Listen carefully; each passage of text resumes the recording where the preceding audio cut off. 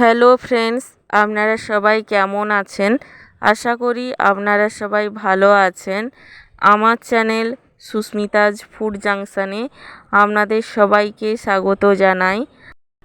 আজ আমি আপনাদের সঙ্গে শেয়ার করব সিম্পল ওল ভর্তা বা ওল মাখার রেসিপি।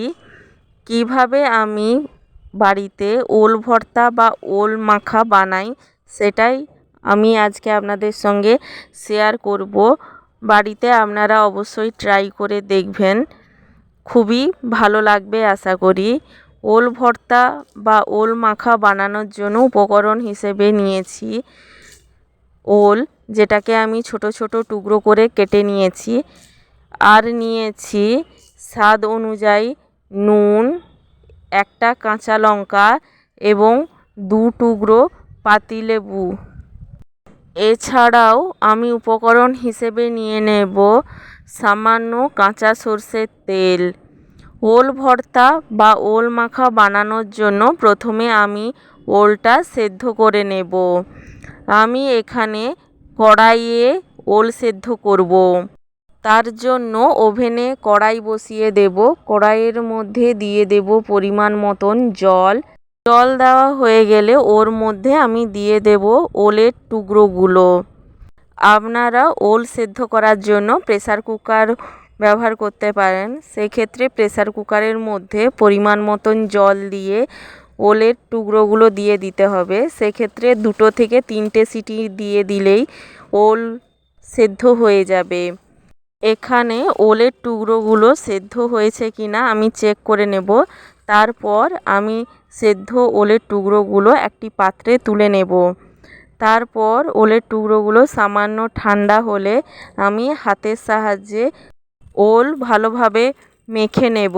আপনারা চাইলে স্ম্যাশারের সাহায্যেও ওল মাখতে পারেন। ভালোভাবে ওল মাখা হয়ে গেলে আমি এক এক করে এই ওলের মধ্যে দিয়ে দেব স্বাদ অনুযায়ী নুন। নুন দেওয়ার পর আমি এর মধ্যে দিয়ে দেব কাঁচা লঙ্কা এবং সামান্য কাঁচা সর্ষের তেল। সর্ষের তেল দেওয়া হয়ে গেলে আমি এর মধ্যে দিয়ে দেব পাতিলেবুর রস। ওল ভর্তায় পাতিলেবুর রস ব্যবহার করার একমাত্র কারণ হলো ওল খেলে অনেক সময় আমাদের গলা কুটোয়। এই পাতিলেবুর রস ব্যবহার করলে আর গলা কুটোনোর সমস্যা থাকবে না। সমস্ত উপকরণ দেওয়ার পর আমি ওলটাকে ভালোভাবে আবারও মেখে নেব এবং ভালোভাবে মেখে নিলেই আমার রেডি হয়ে যাবে ওল ভর্তা। এই ওল ভর্তা আমি গরম গরম ভাতের সাথে পরিবেশন করব।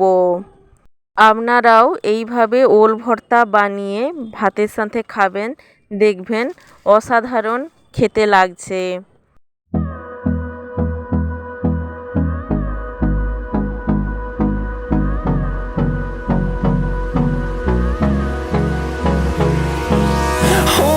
Close till I get up. Time is barely on our side. I don't wanna waste what's left. The storms we chase